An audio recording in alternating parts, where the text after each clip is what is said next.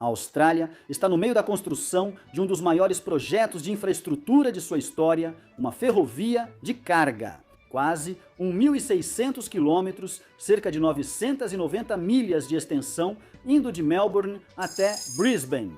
Ela corta fazendas, montanhas e planícies alagadas, criando um corredor direto pelo interior que evita a movimentada costa leste.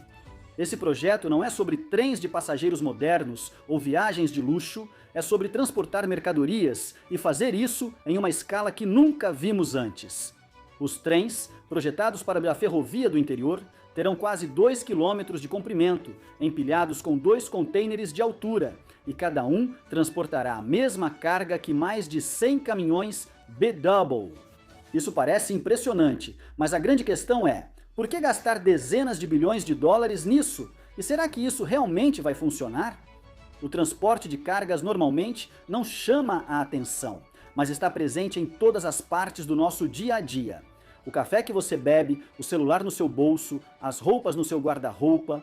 Nada disso simplesmente aparece na prateleira. Tudo precisa ser transportado de fazendas, fábricas e portos por todo o país. Isso equivale ao tamanho dos Estados Unidos da América continentais, mas com bem menos população. Para entender a importância disso, é preciso analisar o desafio do transporte de cargas na Austrália e as dificuldades do sistema atual. O transporte de cargas na Austrália é enorme e continua crescendo. Na costa leste, onde mora a maioria da população, o transporte de cargas deve dobrar até 2030, alcançando cerca de 8 bilhões de toneladas. Isso abrange grãos, carvão, estoques de supermercados e materiais de construção. Hoje, cerca de 75% dessa carga é transportada por longos comboios de caminhões em rodovias como a Hume, Pacific e Newell. Se você já dirigiu por essas estradas, sabe como é. Fluxos de veículos pesados, quilômetro após quilômetro, dia e noite. Existem alguns grandes problemas com isso. O primeiro é a segurança. Caminhões pesados representam apenas uma pequena porcentagem dos veículos na estrada, mas estão envolvidos em uma porcentagem muito maior dos acidentes graves. Quanto mais caminhões colocamos nas rodovias, maior o risco. Segundo, a questão do congestionamento. Esses caminhões usam rodovias rurais e também entram nas cidades para entregas. Isso aumenta o trânsito, deixa todos mais lentos e faz as empresas perderem tempo e dinheiro. Além disso, as estradas de manutenção não foram feitas para uso constante. Um caminhão B-Double carregado pode danificar a estrada tanto quanto centenas de carros. Mais caminhões elevam os custos de manutenção para governos e, consequentemente, para os contribuintes. Por que não transferir mais cargas para os trens? A segunda metade do problema é que a ferrovia entre Melbourne e Brisbane é antiga, lenta e não compete com o transporte rodoviário. Os trens precisam percorrer uma longa rota costeira e passar por Sydney, onde enfrentam 2 grandes problemas: congestionamento e restrições de horário. Os trens de passageiros têm prioridade na cidade, então o transporte de cargas muitas vezes precisa esperar a sua vez. Existem restrições rigorosas de horário que impedem o transporte de cargas durante os horários de pico da manhã e da noite. Além disso, trilhos sinuosos e infraestrutura antiga fazem com que o trem de carga demore mais de 32 horas para concluir a viagem. Isso não é muito mais rápido e às vezes é até mais lento do que um caminhão de longa distância. Para empresas que transportam produtos frescos ou sensíveis ao tempo, velocidade e confiabilidade são essenciais. Sem isso, no transporte ferroviário, seguirão optando por caminhões. É por isso que a participação do transporte ferroviário no mercado de cargas da costa leste vem caindo há anos. Com o volume de cargas dobrando, estradas congestionadas e o transporte ferroviário lento, fica claro o problema. Falta uma nova solução. A próxima década pode significar mais caminhões, mais acidentes, mais congestionamento nas rodovias e custos muito mais altos para manter as estradas em boas condições. A Ferrovia do Interior foi criada para suprir essa lacuna, indo além de ser apenas uma nova infraestrutura. Ela foi planejada para ser um corredor dedicado ao transporte de cargas, construído para atender a demanda do futuro, ao mesmo tempo em que alivia a pressão sobre os sistemas rodoviário e ferroviário atuais. No entanto, a ideia de uma ferrovia de carga direta pelo interior entre Melbourne e Brisbane não é nova. Na verdade, ela está em discussão há mais de um século. Em 1915, líderes australianos propuseram uma rota pelo interior, passando por Parkes e Moray, para evitar a lenta linha costeira. Com a Primeira Guerra Mundial, o plano foi engavetado, mas a ideia nunca sumiu totalmente. Nos anos 1940, durante a Segunda Guerra Mundial, militares sugeriram novamente a rota pelo interior para mover tropas e suprimentos de forma mais eficiente, mas nada foi feito. Nas décadas seguintes, o projeto surgia em relatórios e depois era deixado de lado, geralmente por custos ou mudanças nas prioridades políticas. Na década de 1990, a demanda por transporte de cargas estava aumentando rapidamente e grupos da indústria começaram a pressionar com mais força. Em 1996, o governo Keating encomendou um estudo sobre um possível corredor interiorano. O trabalho foi retomado depois pelo primeiro-ministro John Howard, mas novamente não se concretizou. O impulso aumentou nos anos 2000. Em 2006, Mark Vaile, vice-primeiro-ministro do Partido Nacional, afirmou que a ferrovia do interior era prioridade para o desenvolvimento nacional, alertando que só as rodovias não suportariam o aumento das cargas. Isso trouxe o projeto de volta aos holofotes nacionais. Um ponto de virada ocorreu em 2010, quando o governo Gillard instruiu a Corporação Australiana de Trilhos Ferroviários, a realizar um estudo completo de viabilidade. Esse estudo foi concluído em 2015, durante o mandato de Tony Abbott como primeiro-ministro, e confirmou o que há muito tempo se suspeitava. Uma linha direta pelo interior reduziria bastante os tempos de trânsito e custos, valendo o investimento. O grande avanço ocorreu em 2017, quando o primeiro-ministro Malcolm Turnbull e o vice Barnaby Joyce anunciaram um compromisso formal de aproximadamente 84 bilhões em financiamento do governo.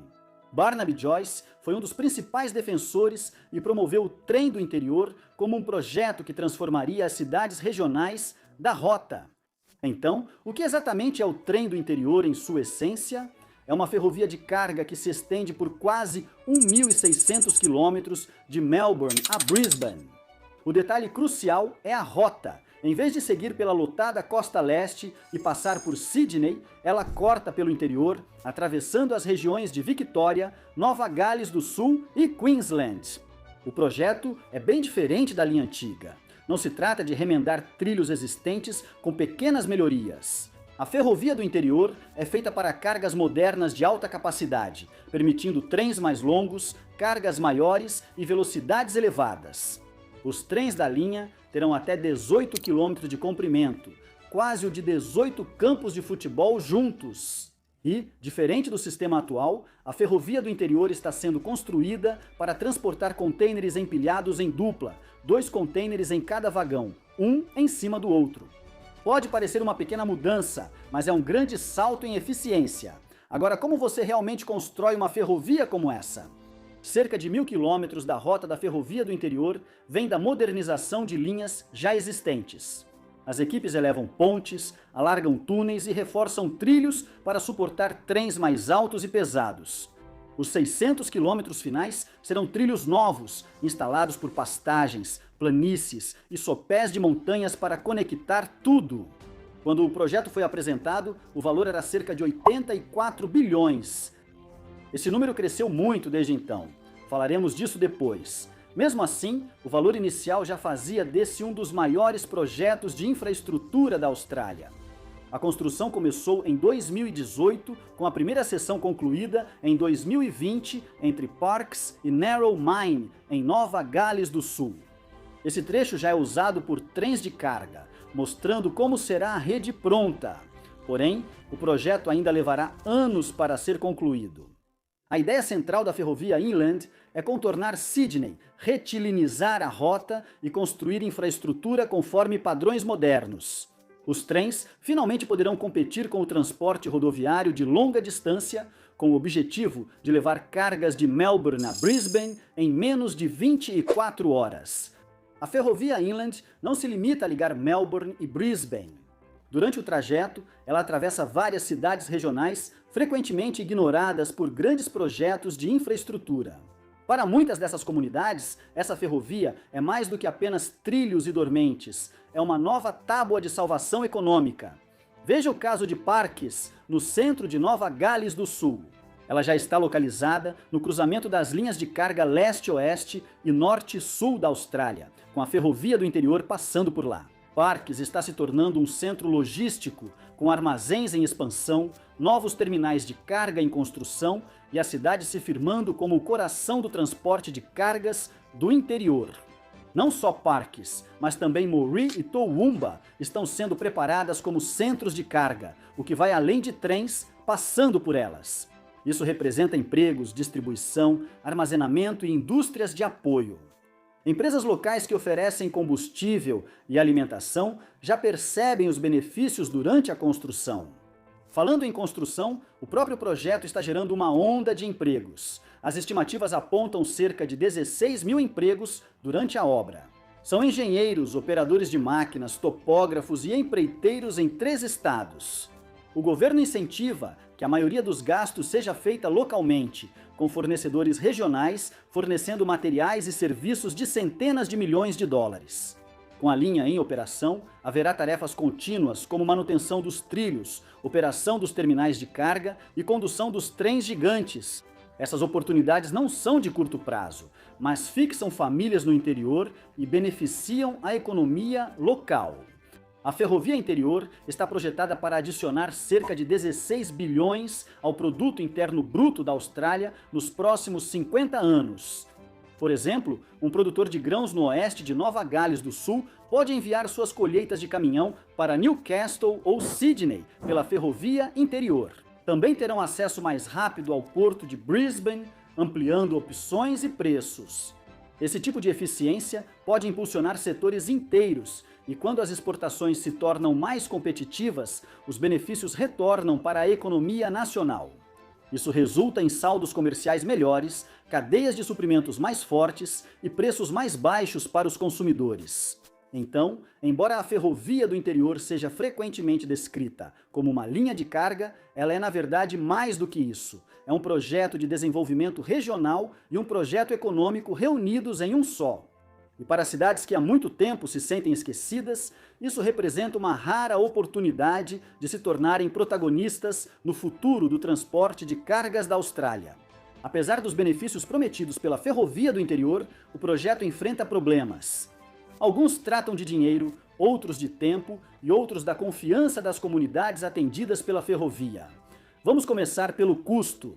Quando foi anunciada, o governo apresentou como um projeto de 84 bilhões ambicioso, mas ainda razoável para um mega projeto. Avançando alguns anos, revisões independentes agora estimam a conta final em mais de 31 bilhões, o triplo do valor original. Este é um dos maiores estouros de orçamento da infraestrutura australiana. Críticos dizem que as estimativas iniciais eram irreais desde o começo, enquanto outros culpam o planejamento ruim e a supervisão fraca. Os contribuintes pagam bem mais do que o previsto inicialmente. Quanto ao cronograma, a conclusão era esperada para meados da década de 2020. Esse prazo já ficou para trás há muito tempo. A construção começou em 2018 e, embora uma parte esteja aberta, o restante foi adiado.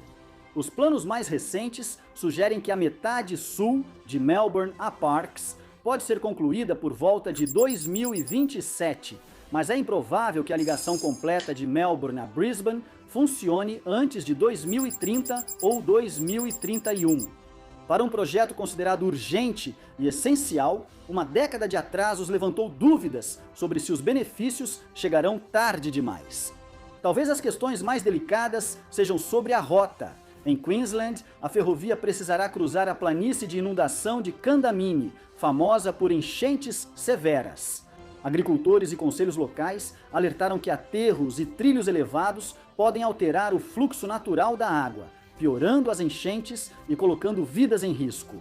Alguns proprietários de terras têm feito uma oposição ferrenha, argumentando que suas propriedades serão divididas ao meio pela ferrovia e que seus meios de subsistência estarão em risco. Em Nova Gales do Sul, conselhos aborígenes expressaram preocupação com a linha atravessando áreas culturalmente importantes, como a Floresta Paliga. Eles acusaram os gestores do projeto de não consultarem os proprietários tradicionais, nem respeitarem as proteções ao patrimônio. Para eles, a questão não é apenas sobre eficiência no transporte de cargas, mas sobre respeito à terra e à comunidade. As controvérsias não pararam o projeto, mas o atrasaram e mudaram a forma como ele é gerenciado para tentar manter as coisas sob controle. O governo criou uma entidade dedicada à ferrovia interiorana, a Inland Rail Proprietary Limited, para gerenciar a execução, substituindo a estrutura anterior sob a Corporação Australiana de Trilhos Ferroviários. A expectativa é que uma governança mais rígida e responsabilidade clara previnam novos estouros de custos e atrasos, levando à situação atual. Projeto parcialmente construído, bastante atrasado e ainda alvo de intenso debate. Mas, seguindo em frente, ainda assim por enquanto, continua sendo tanto uma promessa quanto um trabalho em andamento. Promete transporte de carga mais rápido, estradas seguras e economia regional forte, mas ainda precisa mostrar resultados. O que você acha? O trem de carga do interior justifica os bilhões investidos ou a Austrália deveria ter escolhido outra opção? Deixe sua opinião nos comentários. Obrigado por assistir e até o próximo vídeo.